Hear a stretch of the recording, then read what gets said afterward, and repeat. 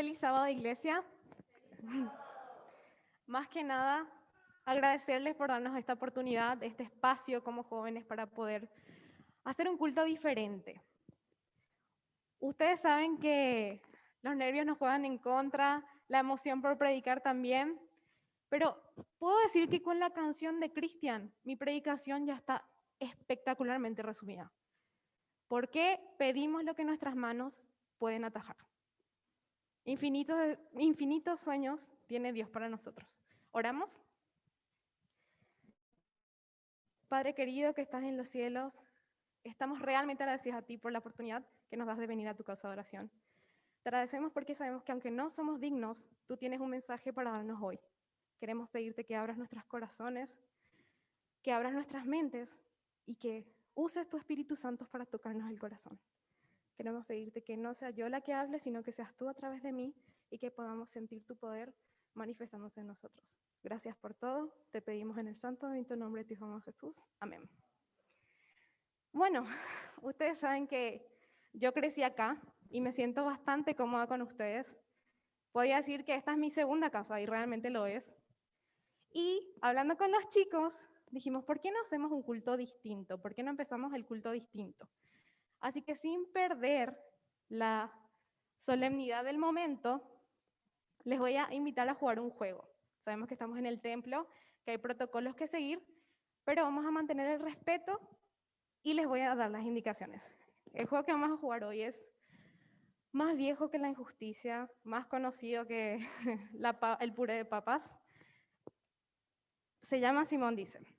Súper practicado, ¿verdad? Bueno, yo voy a ser Simón. Hola, mi nombre es Simón. Y yo les voy a decir lo que tienen que hacer. Facu, ¿tenés el PowerPoint? Sí. Muchas gracias también, Facu, por tu ayuda. Eso. No, más hacia atrás. Ay. Bueno, Simón dice que todos nos pongamos de pie. Muy bien, muchas gracias. Simón dice que chasqueemos los dedos. Bien, saben chasquear los dedos. Ayer nos dimos cuenta que una persona en nuestro grupo no sabía chasquear los dedos. Simón dice que leamos la siguiente diapositiva todos juntos a la voz de 3. 1, 2, 3.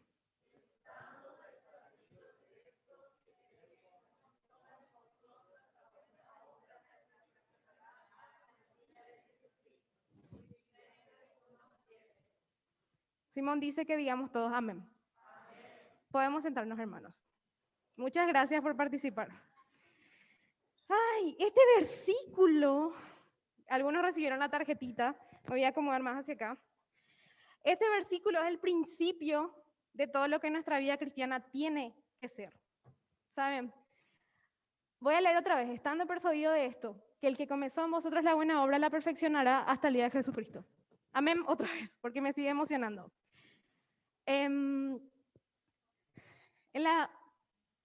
A lo largo de la historia humana, hubieron muchísimas personas que impactaron de buena manera y de mala manera. De mala manera, Hitler impactó, tenía un propósito, pero ese propósito no estaba bien direccionado. Terminó en muerte, dolor y muchísimas familias destrozadas. Pero también hay líderes que tuvieron un impacto increíble, estudiosos. Abraham Lincoln, Mandela, Mahatma Gandhi. Pero hay un líder que podemos decir que no fue un estudioso, que no fue una persona de un gran rango, ni tampoco tenía un poder adquisitivo gigantesco. Hay un libro que me encanta y me fascina, que les recomiendo, que se llama Jesús, el mayor psicólogo del mundo. Lamentablemente todavía no encontré en español, estuve leyendo en portugués, pero habla de cuántas personas, eruditos actuales, tratan de entender por qué Jesús tuvo tanto impacto en la gente. ¿Por qué Jesús, siendo un carpintero, logró que la gente deje las cosas de su vida y le siga?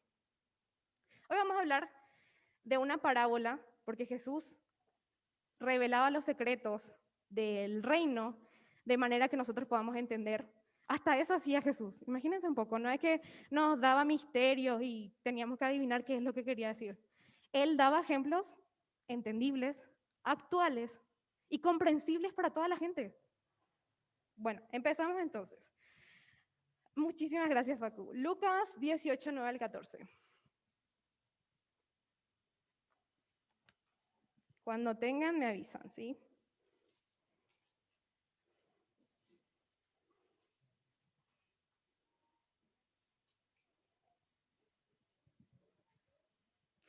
Esta parábola, si van encontrando, habla del fariseo y el publicano.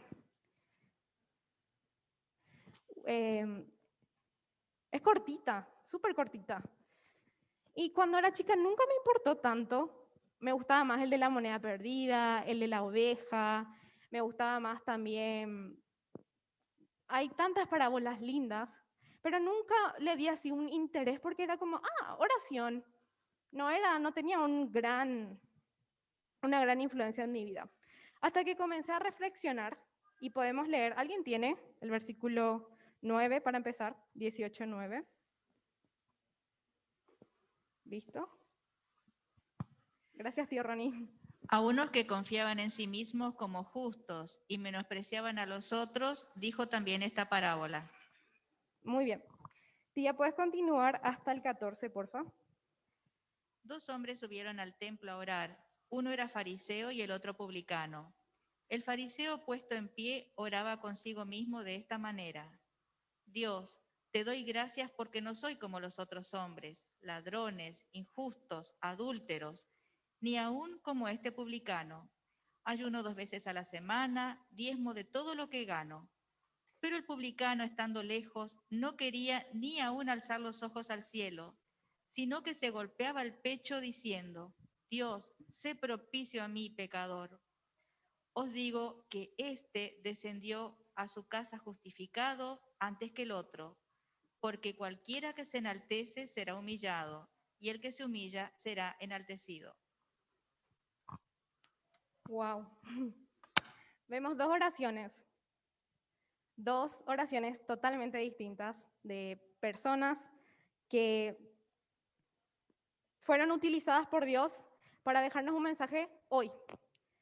Ustedes saben que muchas de las parábolas son ficticias, no son reales, pero son útiles. Yo estuve pensando, ¿qué habrá pasado con la persona? Porque en el contexto en el que estamos hablando, Jesús dice que él escuchó la oración, ¿no? O sea, en el contexto de este versículo 14, dice, os digo que este descendió a su casa justificado antes que el otro. Bueno, leyendo un poco yo dije, ¿será que esta parábola continúa? Y encontré que sí. Unos versículos después podemos leer en el versículo 18 un personaje que cumple un rol importante en esa parábola. Que yo le di esa interpretación, hermanos, yo le di ese significado. El 18. Un dignatario le preguntó diciendo, Maestro bueno, ¿qué haré para heredar la vida eterna?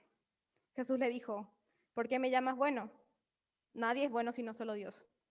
Los mandamientos sabes, no adulterarás, no matarás, no hurtarás, no dirás falso testimonio, honra a tu padre y a tu madre. Qué interesante es darnos cuenta que Jesús estaba escuchando a un hombre que se creía a sí mismo autosuficiente. Y Jesús, en lugar de decirle, macanada lo que decís, agarró, escuchó y con amor tierno, dice la Biblia, dice que él lo amó. Porque Jesús ama a todo tipo de personas. Ama incluso a los que no necesitan de él o creen creer que no necesitan de él. En Mateo podemos ver esta misma historia, en Mateo 19, 16 al 30, cuenta que el joven rico, a nivel expresión corporal, se tira al suelo y comienza a clamar preguntando cuál es el secreto de la vida eterna. Siguiente diapositiva. Siguiente. Ahí. Muy bien. ¿cuál es el secreto? Creo que ese meme refleja muy bien la cara del joven rico. El joven rico escuchando lo que Jesús hacía con los niños, dándose cuenta de cómo era Jesús y la conducta que tenía Jesús con las personas, pudo percibir que todo lo que él hacía no tenía ningún significado. Porque los mandamientos que él seguía, las leyes de vida que él seguía, estaban vacías. Esta mañana esta mañana y esta semana estuvimos hablando con los chicos, ¿qué es lo que nosotros hacemos que nos da satisfacción personal? ¿Qué es lo que nosotros estamos buscando? ¿Qué es lo que estamos sembrando? Y hay muchísimas parábolas también que hablan de sembrar, de cosechar. Es muy repetitivo esto, porque Jesús se preocupa con lo que nosotros estamos haciendo en nuestra vida hoy. Mientras el joven rico se preguntaba qué es lo que necesitaba para tener la vida eterna, yo creo que él sentía en sí mismo un gran agujero. Y cuanto más miraba el agujero, más se agrandaba y más profundo era. El deseo de toda la gente revela que él con sinceridad hizo esa pregunta, pero con sinceridad podemos estar equivocados también. Jesús contestó: aún te falta una cosa. Vende todo lo que tienes y dale a los pobres, y tendrás tesoro en el cielo. Y ven, sígueme. Los mandamientos que nombró eran sociales. Sabemos que somos seres biopsicosociales, biológicos, psicológicos, sociales. Jesús se dio cuenta que todo lo que él seguía era social, pero no por el bien de los otros, por el bien y por la imagen de sí mismo. Yo me di cuenta, tristemente, que muchas de las cosas que yo hago no tienen un significado real en mi vida. Y me dolió. Me dolió mucho, porque duele cuando Jesús nos muestra las cosas que hacemos mal. Yo me creía superior por no tomar, por no irme a fiestas los sábados, por no rendir exámenes, porque muchos de nosotros tenemos, los jóvenes tenemos ese problema de en la facultad tener que pelearla para no rendir viernes de noche, sábado, y decimos, bueno, cumplimos, no rendimos otro día, estamos listos. Pero Jesús no quiere que nosotros vivamos una vida de sacrificios sin que Él sea el centro de nuestras vidas. Cuando Jesús respondió esta pregunta, el joven rico se entristeció porque se dio cuenta que lo primero y lo principal en su vida no era tener una vida eterna, sino tener una vida cómoda acá. Y eso es lo que no es un sermón, quiero recalcar que no es un sermón para retarnos, para criticarnos, ni para autosabotearnos y decirnos, ay, qué malas personas que somos, sino es un recordatorio de que muchas veces con las cosas que pueden pasar en lo cotidiano, nos olvidamos por los cargos, por los requisitos, por el que dirán, porque venimos vestidos lindos a la iglesia. Y es mucho más fácil tener un cargo en la iglesia, es mucho más fácil decir, yo estoy acá súper ocupada el sábado, no descansamos, estamos de aquí para allá, pero es mucho más fácil todo eso que entregar nuestro corazón de verdad. Esa es la expresión que el joven rico mostró. Y se entristeció. Y podemos decir que ese es el principio de una vida que no está entregada a Dios. Porque tal cual escuchó él lo que le faltaba, se entristeció. Y no hay felicidad en seguir lo que el mundo nos dice. Porque ahí continúa diciendo, al siguiente personaje, vamos a dejar los últimos versículos para después. Hay otro personaje también, que en la parábola menciona a un publicano. Justamente la persona de la cual vamos a hablar hoy cumplía ese rol. Está en Lucas 5, 27 al 31.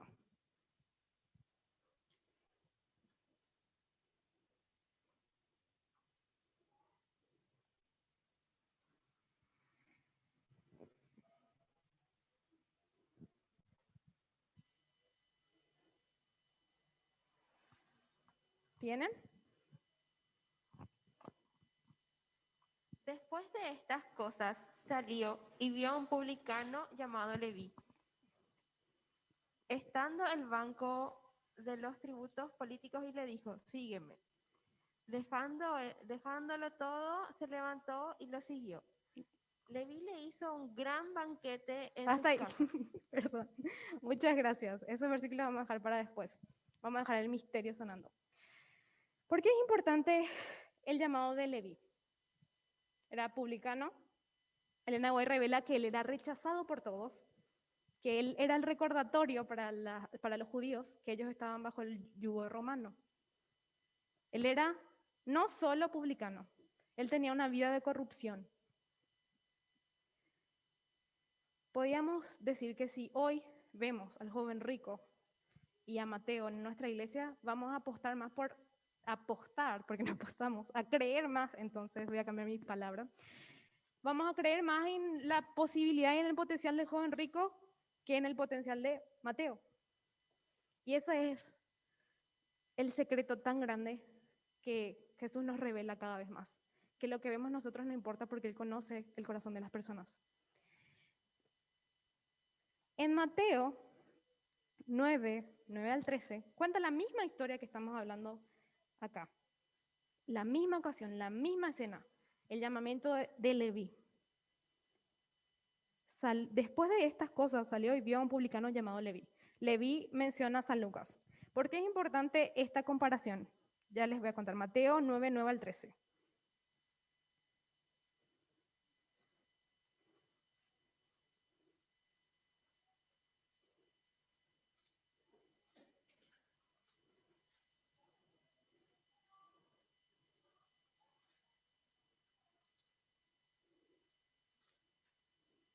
Marcos, perdón, disculpen. Era Marcos 2:13. Les leo. Después volvió a la orilla del mar y toda la gente venía a él y le enseñaba. Al pasar vio a Elí, hijo de Alfeo, sentado al banco de los tributos públicos y le dijo, sígueme. Esta parte me gusta más, el principio, porque cuenta que Jesús estaba en un día ajetreado. Estaba con muchísima gente, estaba siendo llamado por todo el mundo, pero Jesús pasa por ahí y le ve a Mateo en lo cotidiano. Y él le busca a Mateo, a diferencia del joven rico. El joven rico fue quien se postró, que hizo todo ese espectáculo, que se tiró al suelo, se arrodilló. Pero la diferencia entre el joven rico y Mateo es que Mateo lo estaba buscando en su corazón desde antes. Y Jesús podía ver eso. Jesús puede ver el anhelo que tenemos a pesar de que estemos viviendo en pecado por Él y la sed que tenemos de Él. Y Él responde siempre a esa sed. Cuando Mateo estaba sentado, el libertador, que es lo mismo que él deseaba a todas las gentes, pero la versión para jóvenes, relata que él vio a Jesús y no vaciló, no pensó, se levantó y se fue, dejó todo. Porque Mateo había intentado congregarse antes y había sido rechazado y humillado. Dice que los fariseos le habían tildado de escoria. Le decían, es una escoria humana, no nos juntemos con él. Él es un traidor. ¿Y cuánta gente no puede venir a la iglesia, no puede congregarse porque nosotros nos creemos superiores? Por las cosas que hacemos, no por lo que tenemos en nuestro corazón. Y cuando tenemos realmente en el corazón a Jesús, no hacemos acepción de personas. Mientras Mateo escuchaba a Jesús, en su corazón él sintió que todo lo que él había hecho en su vida no tenía un valor real. No tenía. ¿Y qué es la vida realmente? ¿Qué es la vida? ¿Qué dice la Biblia que es la vida? Vamos a buscar, muy profundo nos ponemos. Nos vamos a profundizar en Santiago 4:14.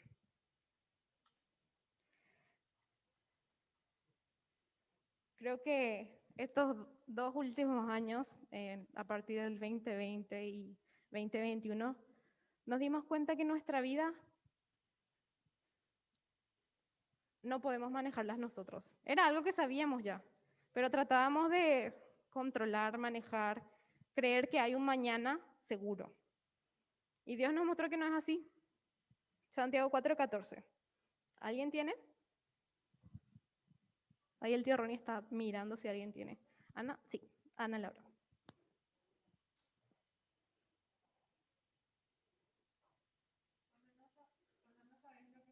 Mañana, porque ¿qué es vuestra vida? Ciertamente es neblina que se aparece por un poco de tiempo y luego se desvanece. Neblina somos. Qué esperanzador. Hay otra versión que dice que somos vapor. Facu, puedes ir pasando. Ahí está, la tetera.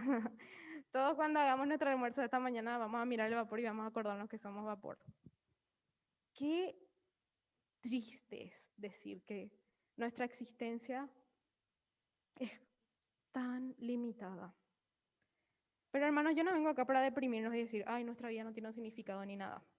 Porque con el periodo que tenemos de tiempo podemos hacer algo realmente trascendental. Y eso es lo que Jesús nos quiere decir esta mañana. Cuando esta semana los chicos y yo estuvimos hablando, nos dimos cuenta de que muchas cosas que hacemos en el JA no hacen un cambio en las demás personas, porque hacemos el programa para nosotros, hacemos la predicación para nosotros, pero no llevamos más hacia allá. Cuando sentimos un cambio fue cuando comenzamos a ir al hospital de San Pablo. Y puedo decirles, hermanos, que me aprieta el corazón con solo recordar las historias y los momentos que vivimos ahí. Hay una mujer que con Leti estuvimos hablando. Su hija, joven, estaba embarazada, le dio COVID. Estuvimos orando por ella, estuvo un mes internada, tuvo que tener el bebé porque ya no daba más. Cuando el bebé nace, la bebé se llamaba Zoe, resistió mucho tiempo, pero nos da la noticia que ella fallece unos sábados después. Y nos golpeó esa noticia porque creíamos en la oración y creíamos en que Jesús iba a hacer un milagro. Nos dimos cuenta a través de la vivencia de otra gente que tener un short de marca, preocuparnos por lo que nos vamos a poner, lo que pasa, no es lo que Dios nos pide que hagamos. Este año, a principio de año, yo perdí a mi abuela y puedo decirles que yo estaba muy frustrada y molesta con Dios porque Él nos promete muchas cosas. Y yo quería que el final de ella sea distinto. Ella tuvo demencia, ya no se acordaba de nosotros, hubo un periodo de tiempo en el que le golpeaba a mi mamá todo el tiempo, lloraba, pedía que Dios sane, que cambie, que haga algo, que se manifieste. Pero no fue así, hermanos. Y a través de mi dolor, yo pude conectar con las otras personas que estaban pasando dolor. Y muchas veces tenemos que pasar momentos difíciles, aunque no queramos pasar, aunque sepamos que Dios está ahí, aunque sepamos que Dios escucha nuestras oraciones, para poder tocar la vida de los demás. Y que Dios nos utilice a través de ese dolor. Porque el dolor, Dios no nos dice que no vamos a pasar dolor, sino que nos va a dar un significado al dolor. Bueno, nuestra vida es un soplo, nos quedamos ahí, ¿cierto? Cuando Jesús llega a hablar a las dos personas que estaban necesitaban de Él, se habían dado cuenta que todo lo que hacían en su vida no tenía un valor real, estaban en el mismo punto, Jesús hace un llamado. Y podemos ver ese llamado en distintos versículos que Facundo voy a proyectar en la pantalla. Ahí está. Primera de Pedro 2:9, Efesios 6:7, Primera de Pedro 5:6, 7 y 10, Gálatas 6, 8, 9 y 10. Así que les voy a pedir a 4 personas que por favor busquen esos versículos mientras vamos leyendo.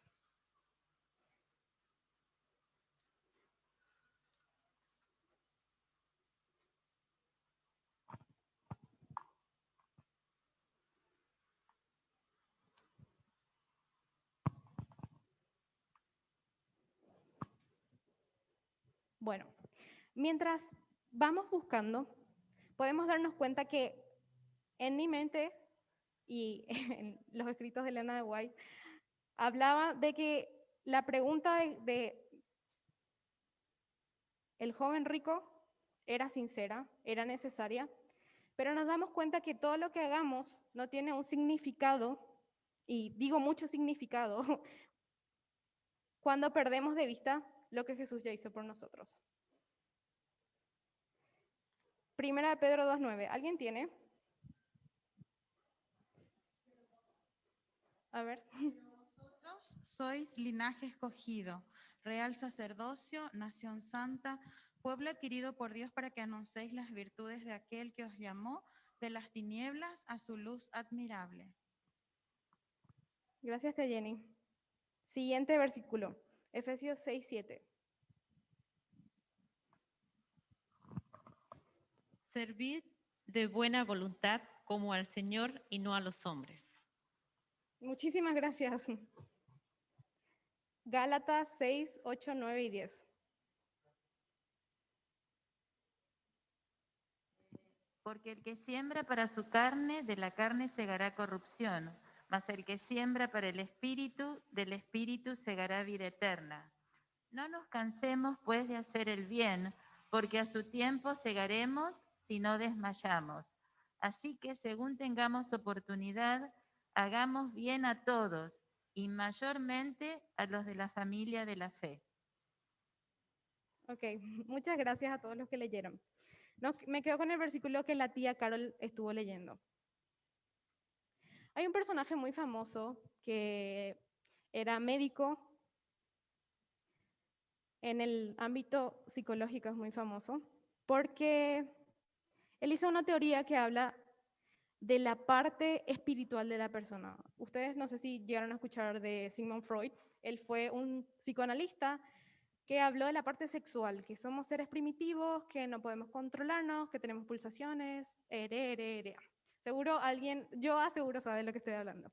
Bueno, Sigmund Freud, dejamos de este lado Sigmund Freud. Después viene Alfred Adler. Él habla de la importancia de ser seres sociales, que esa es la primera necesidad. Viene otra persona que se llama Viktor Frankl, comienza una teoría de la necesidad del hombre de un propósito. Que el hombre no puede vivir, puede ser un ser sexual, puede ser un ser social, pero la vida de un ser sexual social no tiene significado a menos que tenga el para qué. ¿Por qué? ¿Por qué? ¿Por qué vivimos? Cuando él empezó a hacer, estudiaba mucho y empezó a analizar y a estudiar a las personas, ¡pop! La Segunda Guerra Mundial. Tristemente era judío, él, toda su familia, todos sus colegas, todos fueron a campos de concentración. Y él estuvo 3 años encerrado. Sabemos lo que pasó allí. Mucha gente sufrió un calvario horrible. Y él picaba piedras, comía una vez al día y no tenía abrigos. Él estaba en temperaturas horriblemente frías, bajo cero. ¿Por qué estamos hablando de Viktor Frankl hoy? Él, en esos 3 años que estuvo, que comió solo una vez al día, él fue pasando de lugar, pasó a 4 lugares distintos. En esos 4 lugares, él aprovechó todo lo que estaba pasando para ver las diferentes reacciones de la gente. Obviamente que sufría, pero él veía que habían distintos finales y ninguno era bueno. O te suicidabas, o se suicidaban, o morían de inanición, morían de otras formas muy crueles, como las que eran las cámaras de gases. Pero él sacó fuerza donde no tenía y comenzó a hablar de la espiritualidad, lo necesaria que es la espiritualidad para sobrellevar toda circunstancia de vida. Y no solo en el dolor, sino en el cotidiano de la vida. ¿Por qué estamos hablando de la necesidad espiritual? Porque nuestra necesidad espiritual no se sacia solo con religiosidad. Y a veces creemos que sí. No estoy retándole a nadie porque yo no soy quien para juzgar, porque yo primero me digo, esta predicación es para mí antes que para ustedes. Pero Jesús, en el joven rico, le hizo una pregunta. ¿Por qué crees que yo soy bueno? ¿Por qué crees que necesitas algo más de mí? ¿Qué vos estás necesitando de Jesús hoy? ¿Estás guardando todos los mandamientos? Bueno, estás intentando porque hay un versículo que me encanta, que está en Efesios 2, 8 al 10, que es para mí la respuesta que Jesús nos da hoy a qué podemos hacer para tener la vida eterna.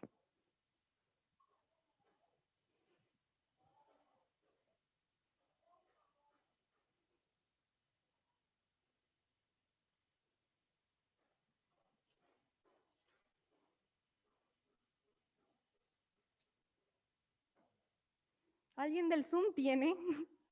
Así le damos también la oportunidad a alguien que está en casa para leer. Efesios 2, 8 al 10.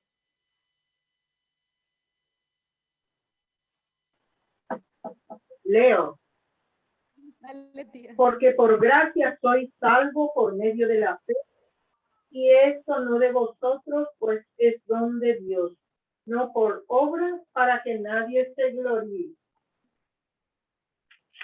Amén. ¿Qué significa esto, hermanos? Que no tenemos que obsesionarnos con lo que hacemos. Que Dios nos pide esta mañana que creamos que su gracia ya es suficiente. Y que abracemos esa creencia y que soltemos las cosas que no nos permiten adorarlo correctamente. Y yo esta semana tuve que inspeccionar mi vida y darme cuenta que hay cosas que yo hago que no están bien y que Dios no me pide que yo haga. Dios no nos pide que estemos en miles cargos. Dios no nos pide eso, Dios nos pide evangelizar. Vamos a comentar los versículos finales porque si se acuerdan, nos faltaron versículos para terminar ambos capítulos. Vamos a volver al inicio.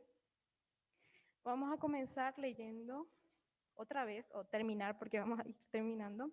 Lucas 18, 23.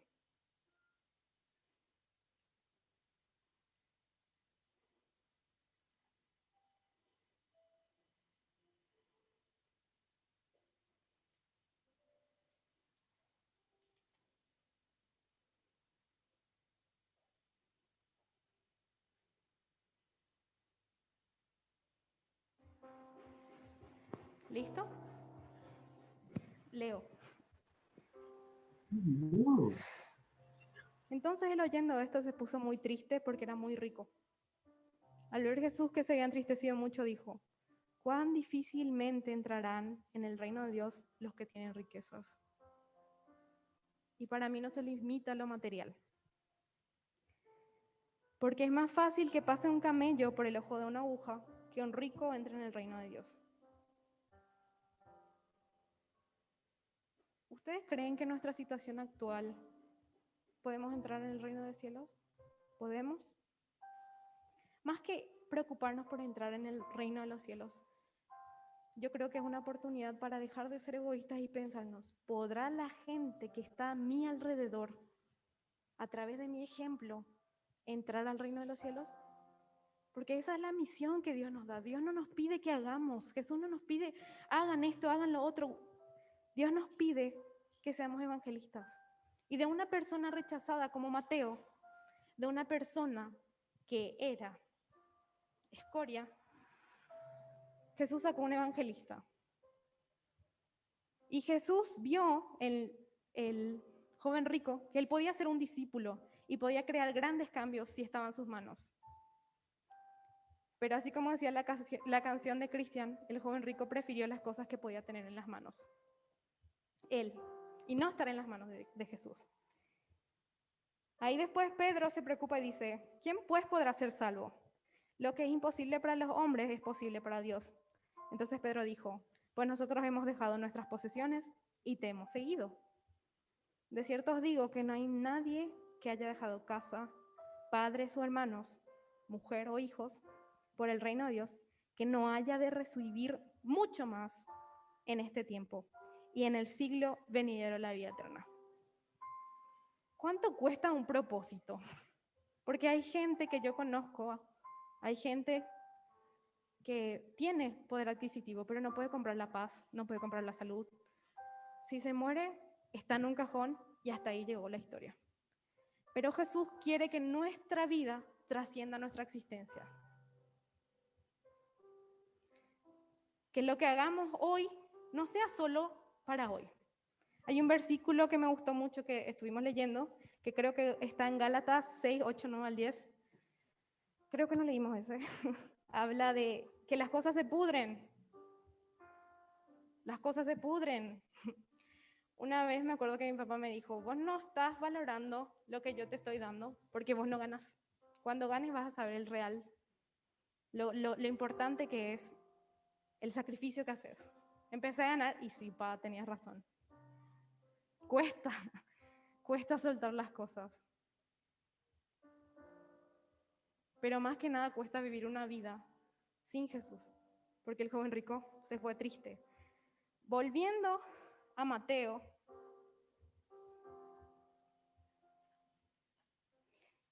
en el capítulo que estábamos leyendo sobre Mateo, Lucas 5,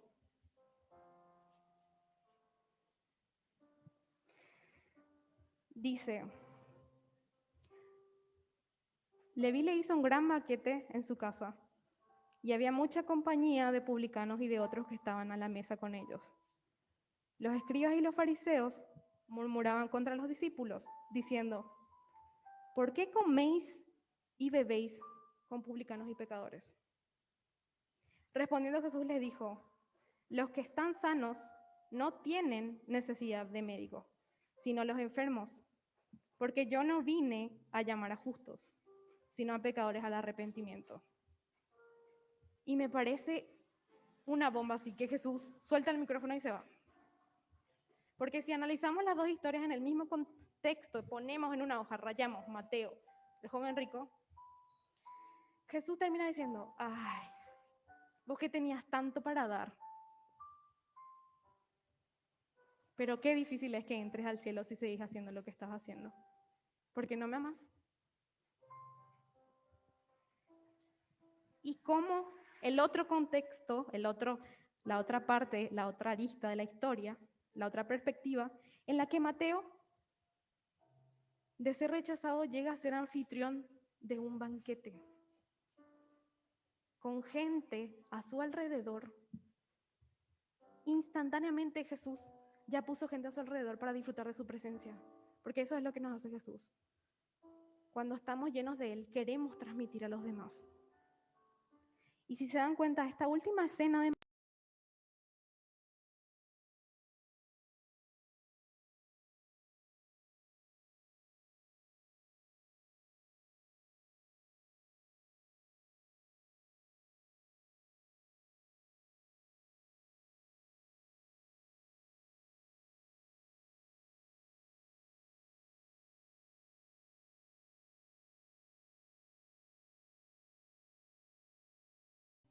¿listo, Guille?